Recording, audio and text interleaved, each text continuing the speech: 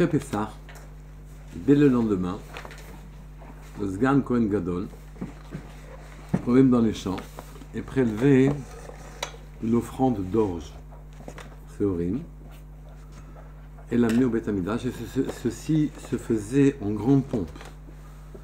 En grande pompe. Et attaché à cette mitzvah de Korban HaOmer, qui était élevé, littéralement, Venafta, donc qui était élevé, est attaché ce que l'on appelle Sfirat Omer, le décompte du Omer. Oui. Et on ne voit pas très bien le rapport. Quel rapport y a-t-il entre le prélèvement du Homer le deuxième jour de Pessah, oui, et le fait qu'on compte Sfirat Homer, comme on dit, quand on compte, le décompte que l'on fait, c'est Hayom, Yom, aujourd'hui c'est le 17e jour du Homer. Oui, du Homer. Le Homer, c'est ça. Le Homer, c'est la gerbe d'orge. Oui. Et on en a fait un temps. On fait ça et le don de la Torah. Ça se passait une seule fois, avec une faucille en or, le second du Kohen Gadol coupait une gerbe d'orge, oui, et l'amenait en grande procession, etc. Et à partir de ce moment-là, se démarre un compte qui va depuis le lendemain de Pessah depuis le lendemain de Pessah jusqu'à Shavuot. Oui. Pourquoi est-ce qu'on ne dit pas aujourd'hui c'est, mais hier c'était dans le compte? On dit aujourd'hui c'était. Aujourd'hui Oui. On dit le passé. Les gens te disent hier c'est parce qu'ils ont dit. C'est passé. Ah, c'est ça? Ah, c'est pour ça? Ça doit être peut-être ça. Non, c'est-à-dire pour ne pas compter aujourd'hui, parce qu'à partir du moment où je dis aujourd'hui on est le 17, et oui, je ne peux plus faire la bracha dessus. Alors donc je dis hier c'était le 16, sous-entendu, et aujourd'hui c'est donc le 17, et c'est donc le 17, et donc je compte. Voilà, supputation du Homer, c'était marqué, c'est Miyom, voilà,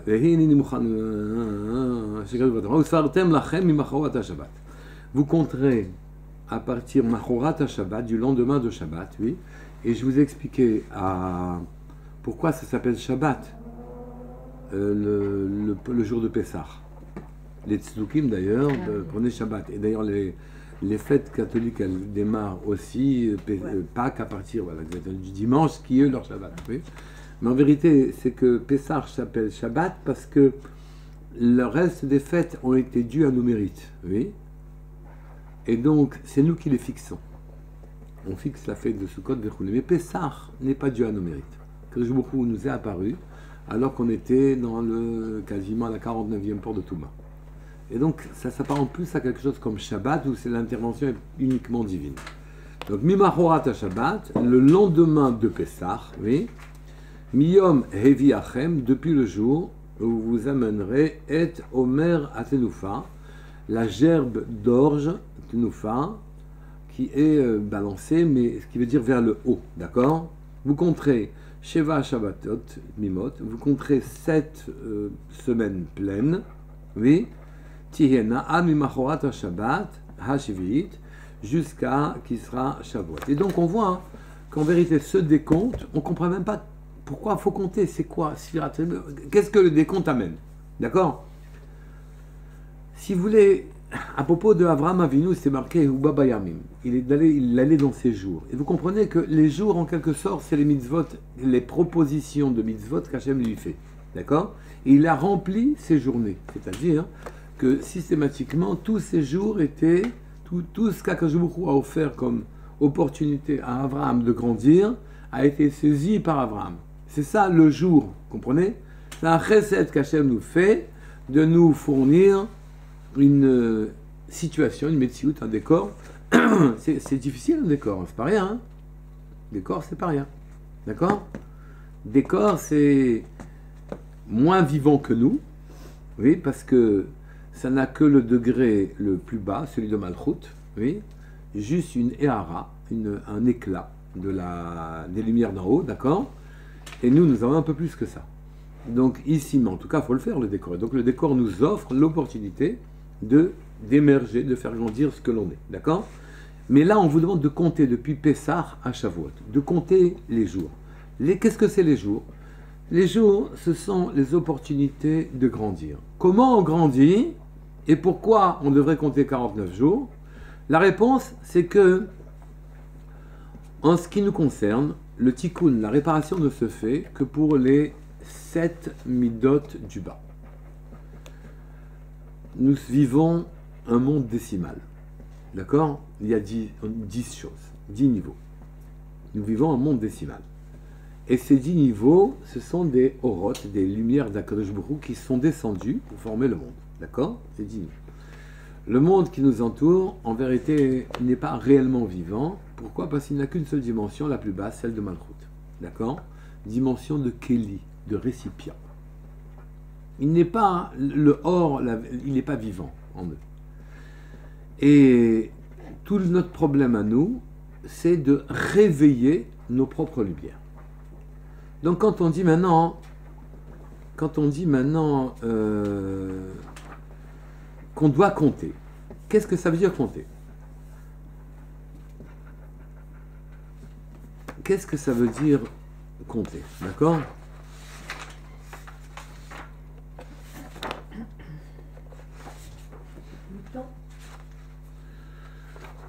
Vous allez me répondre, prendre conscience. Oui, Oui. que Baruch Hu nous a offert un jour. D'accord? Voilà. On est venu et que Baruch Hu dit tiens, encore un jour et encore un jour. Et les jours sont étagés, oui, de telle sorte que les 7 midot du bas, nous sommes, dans notre âme, nous avons l'équivalent de 10 forces. Oui, 3 sont des forces intellectuelles, 7 sont des forces, des sentiments, des moteurs en quelque sorte. D'accord? On fait le chesed, on a envie de faire du chesed, on a envie d'être dur, on a envie de tiferet, de la beauté, du nessar, etc. On a envie de ces choses-là. Et c'est une nature, ce ne sont pas des midotes intellectuelles. Oui. Et il y a un détachement entre les deux. Et on doit réparer en vérité tout ce qui est les 7 dernières midotes. C'est pour ça que notre semaine a 7 jours, d'une manière générale aussi. 7 jours, il y a 7, chaque jour, vous réparez une mida. Quand on vous dit que vous devez compter 7 semaines, ça veut dire que vous devez prendre conscience que vous avez en face de vous un jour qui vous offre l'opportunité de corriger une de vos midotes. De la corriger réellement. Et c'est comme ça que vous les comptez, quand on vous dit vous comptez. D'ailleurs, les Chachamim vont plus loin. Et on dit Sfirat HaOmer, le décompte du Homer, ne signifie pas seulement un compte, mais ça signifie Sfirat HaOmer, c'est de faire briller. De faire briller, comme Saphir est comme la Sphira elle-même, la force que Akadosh Baruch Hu met pour la création du monde s'appelle Sphira, elle-même ne s'appelle pas décompte. Oui, elle s'appelle Sphira, une mida, d'accord? Chesed, Gvura, Tiferet. Et donc, ces midotes-là, qui s'appellent Sphira, pourquoi elles s'appellent ça? Elles sont dures comme le saphir. C'est elles les forces du monde. Le saphir est une pierre forte, d'un bleu transparent, non? Pas transparent.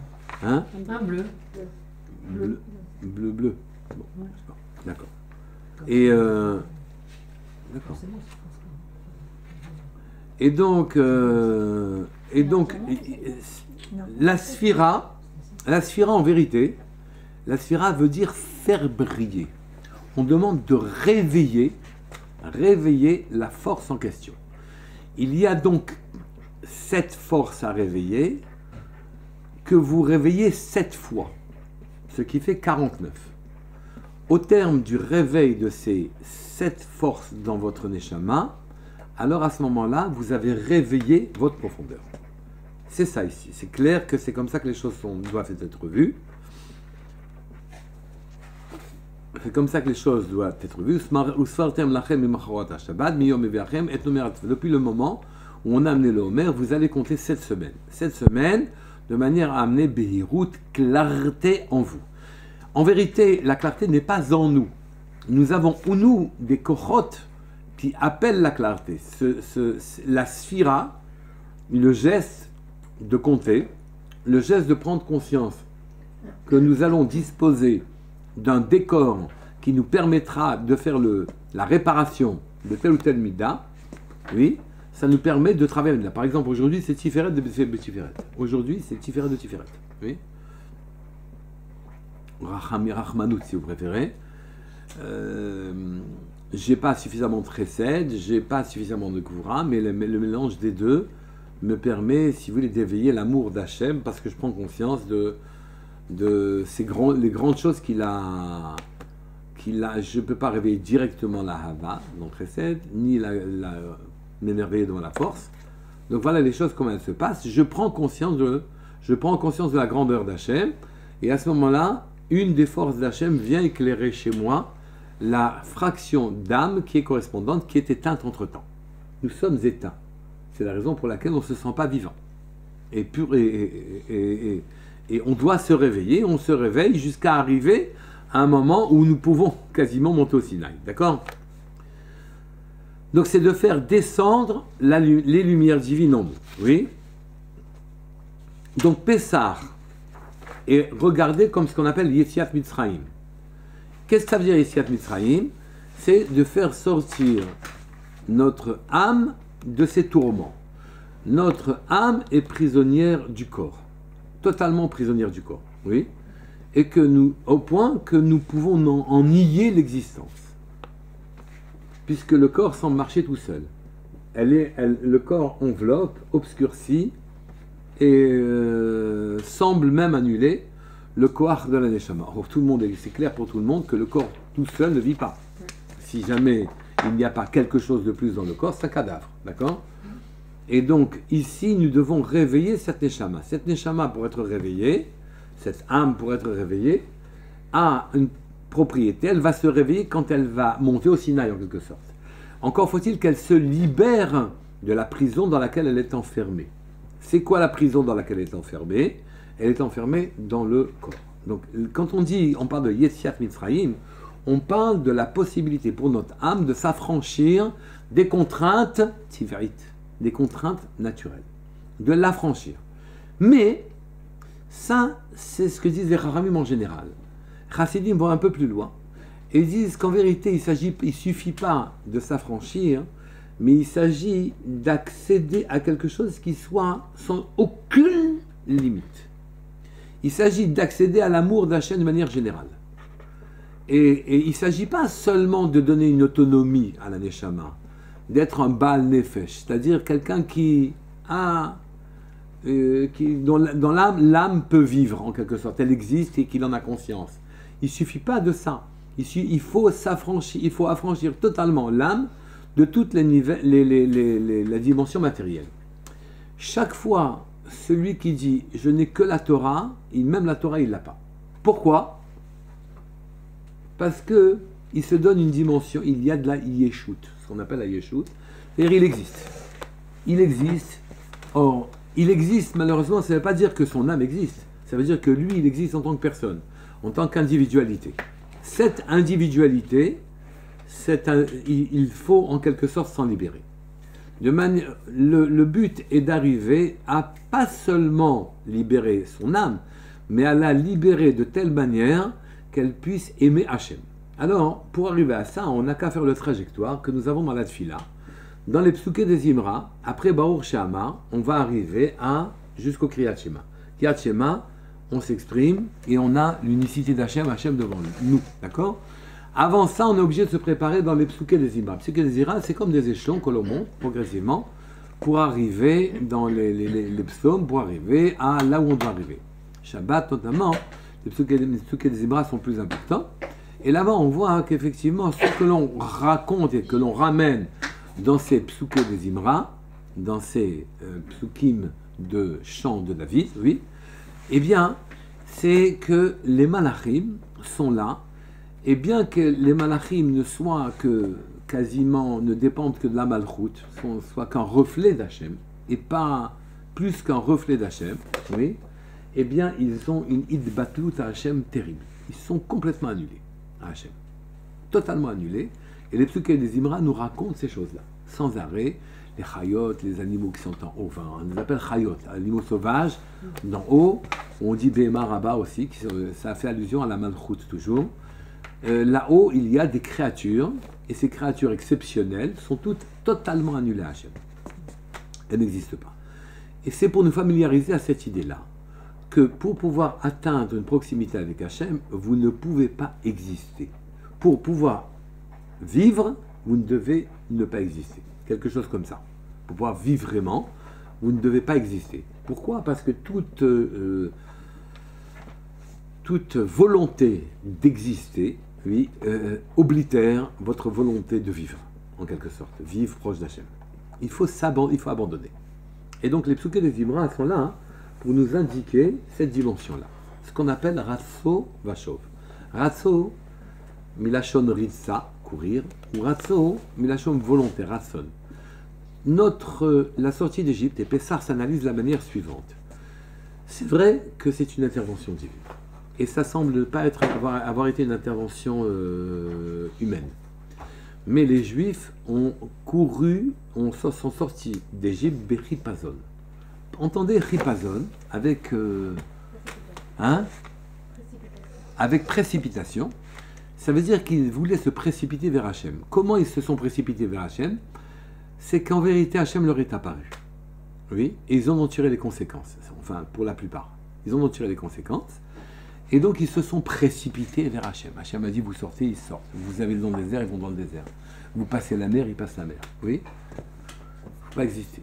Et donc, ça s'appelle Ratso. Ce phénomène s'appelle Ratso, qui est un mélange de Ritsa, de course personnelle, d'être attiré par un sentiment vers Akadosh Baruch Hu, oui, et ou bien un Ratson qui nous porte en avant.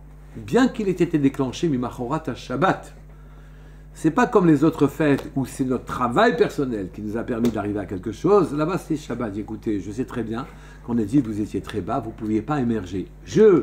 Vous ai apparu quand même, mais j'ai pris bien soin que vous fassiez Brit Mila, que vous fassiez Korban Pessar, que vous sortiez, que vous ayez une intervention personnelle à chaque fois. Enfin, que vous laissez la place à cet élan que je voulais voir développer en vous.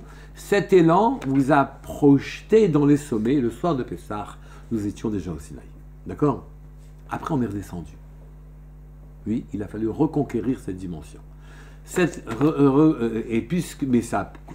En examinant ce qui s'est passé à Pessah, c'était un Ratso Vashov. Vashov, ça veut dire que Hachem fait redescendre sur terre et apparaît sur terre. On est loin de cette dimension aujourd'hui.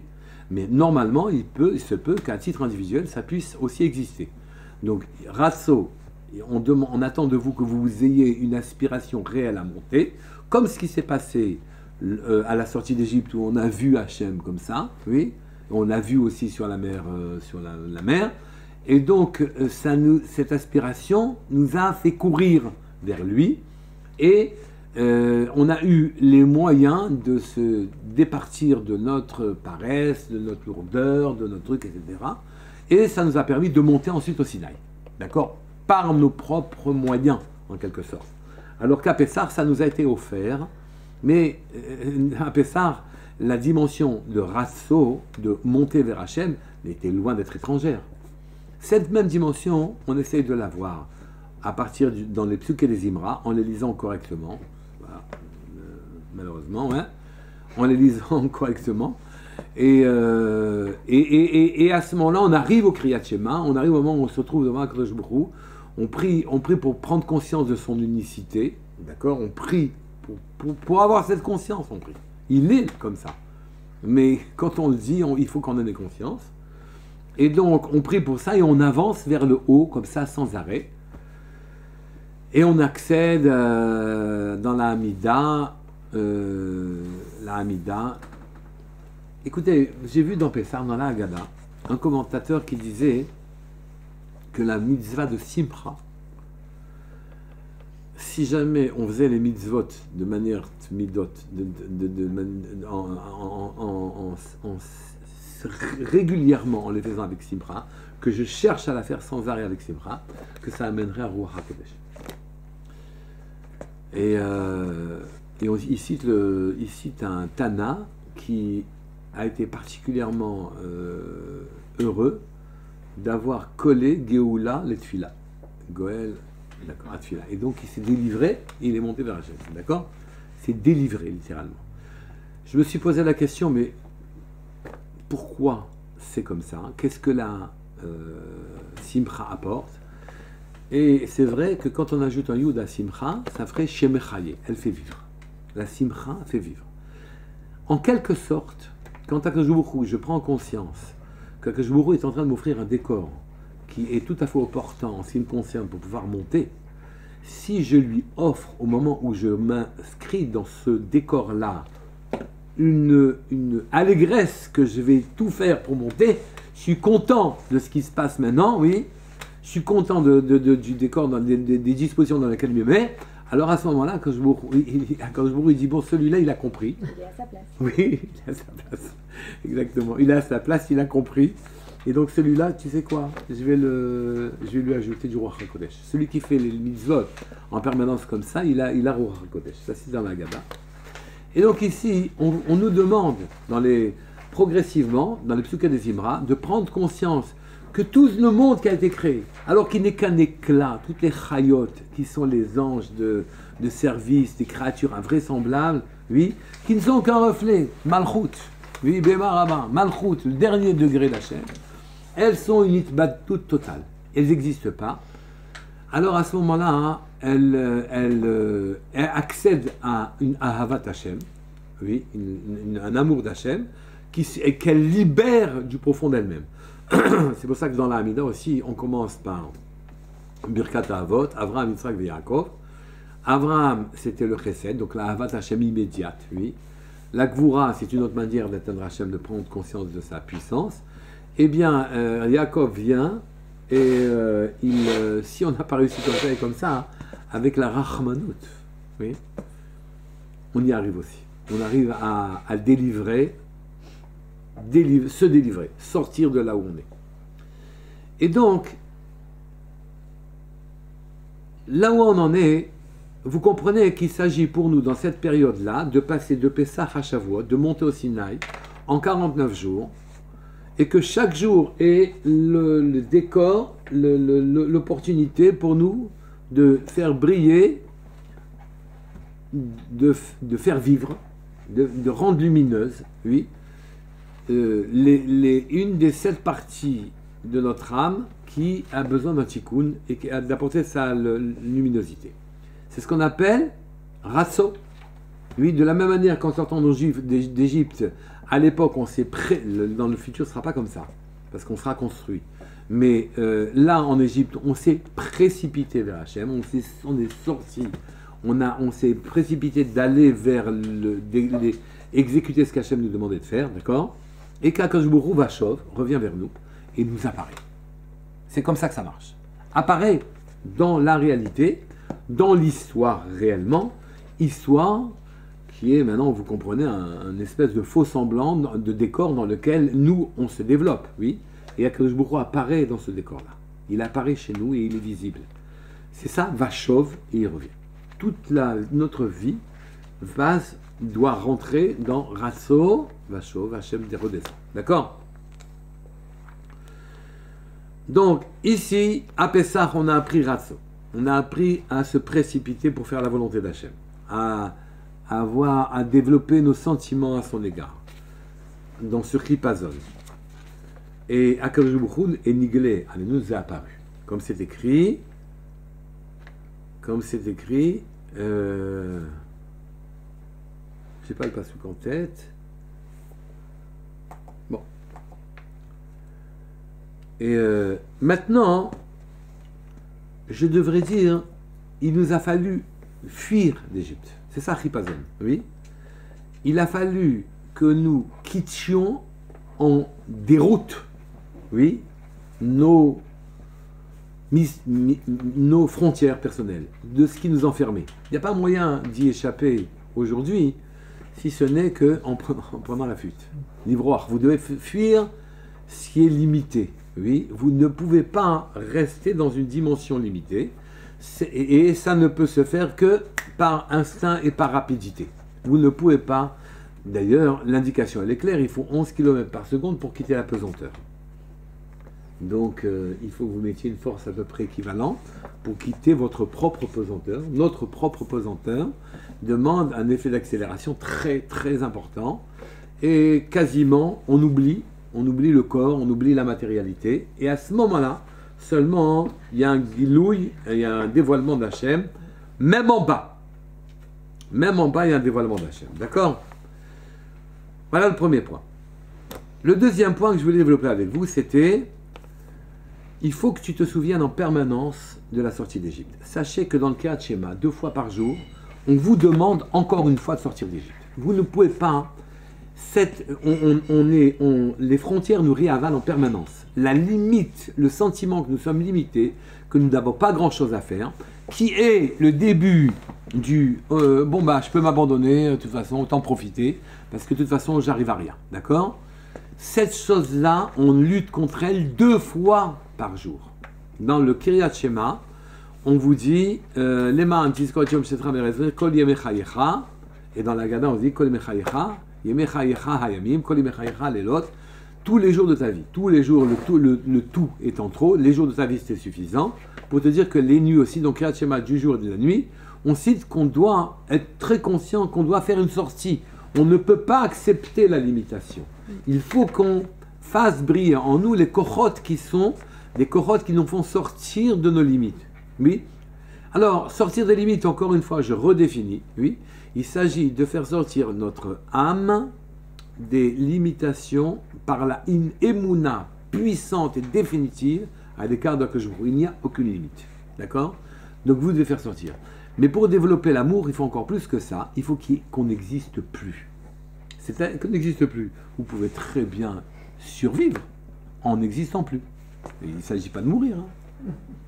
D'accord? Il s'agit simplement, et c'est ça le développement que vous devez avoir. C'est ça qu'il dit, les mains et Bechol Dor Vador, à chaque génération, ou chaque Rosh Hashanah que je vous crois décider du décor à venir de l'année et du travail que l'on va faire dans l'année en question, chaque génération naturellement a un travail différent à faire. On voit d'ailleurs s'amorcer le nouveau travail de la nouvelle génération qui n'est pas le même que celui qu'on connaissait dans la décennie ou voire les 2 décennies précédentes. D'accord? Il faut clairement faire le Kriyat Shema, ou plus exactement, à prendre conscience que vous devez vous libérer. La Emouna, libérez votre Emouna, premier temps, et libérez votre amour, deuxième temps. Libérer la Emouna, ça veut dire ne pas croire en un fonctionnement de loi naturelle. Point. Il n'y a pas de loi naturelle. Oui. Dans la nature, la personne est condamnée, mais il n'y a pas de loi naturelle. La personne n'est pas condamnée. Point final. C'est tout. Il n'y a pas de discussion dessus. D'accord? Et ça, c'est la Emouna. Mais vous devez monter un cran aussi. En plus, il faut monter à Avat Hashem et abandonner ce qu'on appelle la Yeshut. Il faut quitter le Yesh. Vous n'existez pas. D'accord?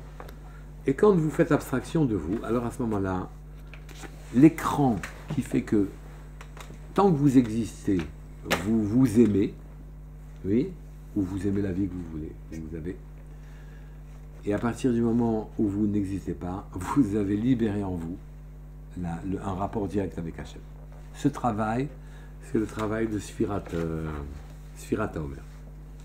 C'est annulé. Mais Rav, je reviens sur cette notion de temps. Le temps pour arriver au Sinaï. Il y a une notion de temps. Oui. On parlait des madrigotes, des marches. Kadosh Baruch Hu n'a jamais voulu que nous fassions, c'est pas un saut. Hein. Voilà, donc. Le saut, on l'a fait à Pessah. Le saut, on l'a fait à Pessah. Oui, le compte signifie temps aussi. Oui. Ah, d'accord. Il signifie madrigote, c'est une tranquillement, etc. Donc sortir de Mitzrayim, de jour en jour. Alors à ce moment-là, on ne peut pas s'affranchir des frontières en une fois. Et d'ailleurs, c'est le meilleur moyen d'accepter qu'on va rater. Si, à Pessah. En 49. Il y a que non, mais c'est lui qui l'a fait. C'est ça qu'on appelle le saut. Voilà. Là, on l'a fait le saut. Oui, à Pessah. Il nous l'a offert. Oui, offert. Il nous l'a offert. Mais on ne sait pas faire un Mais saut par c'est exemple. vrai. Ouais. On ne sait pas. C'est quitter progressivement les mechassim, les écrans qui nous voilent les présences divines. Mais on ne peut pas y arriver en une fois. Sous celui qui veut le faire en une fois, c'est la meilleure manière de s'excuser d'avoir raté. En 49 jours. Oui, exactement. La meilleure manière de s'excuser de l'avoir raté. D'accord?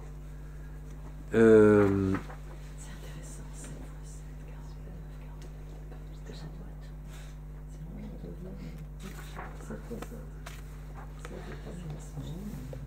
puisque on n'a pas beaucoup de temps, je voudrais vous parler de ça. Et je vous ai dit effectivement qu'il y avait deux natures. Ce saut, en vérité, cette libération, je vous ai parlé, j'ai parlé de vous en termes de neshamot, de nefesh, oui. Mais nous avons une nefesh béhémite. Dans notre vitalité, nous avons une dimension matérielle, naturelle, oui. Naturelle, entendez, qui apparemment fonctionne avec des lois et qui nous éloigne même de la Emouna d'Hachem. Dans même notre patrimoine d'idées, oui. Et vous allez me dire, mais c'est pas possible, d'où ça vient, etc. Et c'est très simple, ça vient d'en haut. Ça vient d'en haut. C'est-à-dire qu'il y a en haut ce qu'on appelle, nous avons une âme animale, béhémite, qui est l'âme naturelle, celle qui aime bien les lois naturelles, d'accord? J'ai besoin, je suis un taureau, j'ai besoin de mon pâturage, j'ai besoin des vaches, j'ai besoin des veaux, j'ai besoin du ciel, etc., de la lumière, etc. Il y a des lois naturelles, la lumière fait pousser l'herbe, l'eau a fait pousser l'herbe, moi je mange de l'herbe, etc. Donc, des lois naturelles, d'accord? Nefesh béhémite, nous en avons une. C'est celle, donc si vous vous étonnez en disant, mais comment ça se fait que moi je pense de manière naturelle, j'allais vous dire, c'est naturel, oui. Que vous pensiez comme ça, car en nous, il y a aussi cette dimension-là, qui en haut a été transcendée par les malachim, qui bien que eux s'appellent Behema Rabba, s'appelle la grande Behema, d'accord? Quand on appelle les Chayot d'en haut, ça veut dire les bêtes sauvages d'en haut, ce sont des malachim de très haute dimension, d'accord? Mais ils ont cette dimension mécanique, et nous avons aussi une dimension mécanique, mais nous l'utilisons mal. Eux, ils savent l'utiliser par la Hidbatlut, ils éradiquent en eux toute existence, toute yesh, oui, toute existence, ils l'éradiquent, et donc ils savent vivre avec ça, et nous non. Nous non. Donc, ici, en vérité, il s'agit de faire descendre Hachem sur terre, n'oubliez pas, oui. Donc de passer de Ratso par notre puissante volonté, notre puissante aspiration à aller vers Hachem, lui donne envie de descendre dans le monde matériel, dans le monde des béhémotes, dans le monde où nous voyons les choses de manière technique et naturelle, d'accord? Eh bien, pour arriver à ce résultat-là, il va falloir faire ce que font les Chayot en haut, c'est-à-dire s'annuler. Mais qu'est-ce qu'on annule? Là, si vous allez me dire, mais attendez, les lois naturelles sont là. C'est justement, les lois naturelles sont un écran. Si jamais tu quittes les lois naturelles, alors à ce moment-là, ta personnalité, ton effet béhémite, ton âme animale, elle-même va céder. Elle va céder. Elle dit, je vis dans un décor avec des lois, j'ai un milieu dans lequel avec lequel je suis familier, oui, et je vis dans ce milieu, je ne vais pas le quitter. Ça, c'est le nefesh béhémite, d'accord? C'est le nefesh tiveit, l'âme naturelle, en quelque sorte, qui vit de lois naturelles. Si jamais je l'annule, j'annule les lois naturelles. Je deviens une âme élevée. Et donc, je ne vis plus dans les lois naturelles. C'est elle qui est concernée par Sfirat HaOmer, par le décompte. Parce qu'elle regarde, qui habituellement regarde dans les sollicitations et propositions que fait Akadosh Baruch Hu, dans les péripéties que la vie offre à cette personne-là, elle ne regarde que des choses naturelles. J'ai de l'argent parce que je travaillais, j'ai mon compte en banque, je suis intelligent et donc je réussis, etc. Et donc il n'y voit qu'une dimension naturelle, il ne voit pas la dimension élevée et spirituelle qu'il pourrait y avoir dedans. D'accord? Ça doit s'arrêter. C'est ça qui doit s'arrêter. On doit, en quelque sorte, éliminer son existant civi, oui, pour pouvoir donner place à notre existant rouchani, élevé. Et c'est là que vient le décompte. C'est la raison pour laquelle le décompte se fait mimachorat hanafat haomer. Depuis le lendemain qu'on a secoué, qu'on a élevé le homer. Élever le homer. Homer, c'est de l'orge, une nourriture animale. D'accord? Et élever le homer, c'est-à-dire qu'on a amené la nourriture animale, on l'a ramené aux chayot d'en haut. Aux gens qui en haut, aux créatures d'en haut, on leur envoie en quelque sorte la nourriture animale, et elles redescendent chez nous en nous disant, ok, la Hitbatout, on vous en fait cadeau. Vous allez comprendre comment ça marche. Oui. Et donc, dans les 49 jours du Homer, d'une manière générale, notre nature cède, oui, notre nature cède, notre nature qui croit aux lois naturelles, qui croit aux statistiques, qui croit à un fonctionnement qui n'a rien à voir avec Hachem, oui, est en train de céder, et c'est la raison pour laquelle on compte, finalement, c'est le Homer qui compte, c'est-à-dire c'est la nature animale chez nous, ce que nous avons de naturel, car les gens les plus élevés ont aussi une nature animale. Oui. Et animal, ça veut pas, il ne faut pas regarder animal comme étant aussi péjoratif qu'on le croit. Car là, hein, c'est le désir. C'est la vitalité de... Oui, mais là-haut, l'animal, c'est tivri aussi. Animal, c'est pas seulement du désir. Hein? Hein? L'impulsion, c'est le désir. C'est le désir, mais c'est pas seulement ça. C'est la pulsion s'inscrit dans quelque chose de rigoureux. Je ne peux aimer que quelque chose... l'amour, c'est une composante de la gvoura. C'est pas dans le chesed qu'il y a l'amour. Il n'y a pas d'amour dans le chesed. Dans le chesed, c'est tout le monde est pareil. Je suis amoureux de tout le monde. Voilà. Donc, je suis amoureux de personne. Oui. Et donc, dans la gvoura, dit non, lui, elle, eux. C'est elle, c'est lui. Et donc j'ai identifié, il faut cette dimension-là. Ça s'inscrit dans quelque chose de naturel, un désir. Un désir, ça s'inscrit dans quelque chose de circoncis et de limité. Alors, chez les chayot d'en haut, quand je m'annule à moi, à ce moment-là, hein, même cette dimension-là, cette dimension n'existe pas. Oui, la dimension tiv'i qu'il y a dans tout amour n'existe pas par la Hitbatout. Il y a normalement, on identifie un être que l'on aime. Identifier, ça veut dire avoir circonscrit, avoir mis dans des limites. Oui, lui, oui, les autres non. D'accord. Et c'est là qu'on dédie quelque chose. Oui. Cette dimension-là, Tiv'it, qui est un obstacle pour l'amour d'Hachem, oui, elle a disparu chez les malachim d'en haut, chez les anges d'en haut. D'accord. Et c'est ça que l'on observe quand on lit les psychés des Imra. Ils ont beau n'être qu'un reflet d'Hachem, ils sont capables d'être totalement annulés. Oui. Et nous, on doit apprendre cette annulation. C'est-à-dire, on a envie. Nous, on aime la nature, hein, que vous sachiez. On aime. C'est confortable. Hein. D'ailleurs, on a fait la sécurité sociale, les allocations familiales. On aime, c'est naturel, c'est rassurant. Vous lâchez quelque chose, il va toujours tomber verticalement. Voilà, c'est bien. C'est connu. C'est bien, c'est connu et reconnu. D'accord. Et donc, ces lois naturelles qui excluent la présence divine, oui, qui provoquent un sentiment de notre part d'attachement, oui. On garde l'attachement, mais on enlève la limite. On garde l'attachement, on enlève la limite. Cette disposition se fait en 49 jours, oui.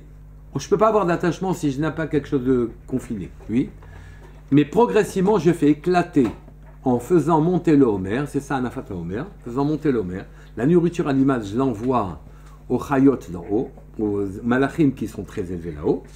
Et à ce moment-là, ils me font redescendre chez moi, quoi? Leur Hitbatout. Qui sont capables, eux, d'aimer Hachem qui n'a pas de possibilité d'identification. Il n'y a pas de possibilité d'être circonscrit. D'accord? Est-ce que vous me suivez? Oui. Tout à fait. Ah, bravo. Je ne sais pas si je me suis moi-même. Et donc, ici voilà ce que l'on attend du Homer. C'est la raison pour laquelle, d'ailleurs, on a dit, vous compterez Mimachorat à Homer, après avoir pris cette gerbe de nourriture animale, oui, vous compterez jour après jour, de façon à faire remonter cette animalité, la faire remonter vers le haut, oui, et par l'absence de Yesh, la Hitbatelut, vous arrivez à la dimension à laquelle les malachim sont arrivés, où ils vivent en permanence avec Akadosh Baruch Hu. Et ils l'aiment, ils sont attachés à lui. Ici, vous ne pouvez pas vous contenter de faire sortir Beyesiat Mitzrayim, votre âme des limites. Il s'agit maintenant d'une idbatout totale.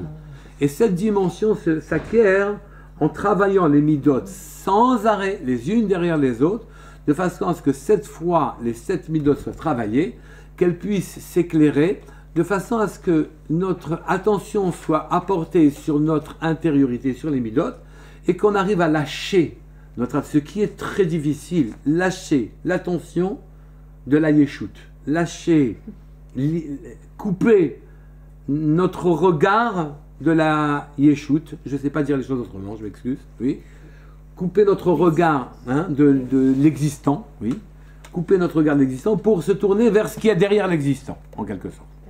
Ça, c'est le travail d'Omer. Et c'est ce travail que l'on fait, on ne le fera pas en une fois. Tout celui qui s'imagine le faire rapidement, c'est insensé, ne peut pas y arriver, c'est le meilleur moyen de le rater.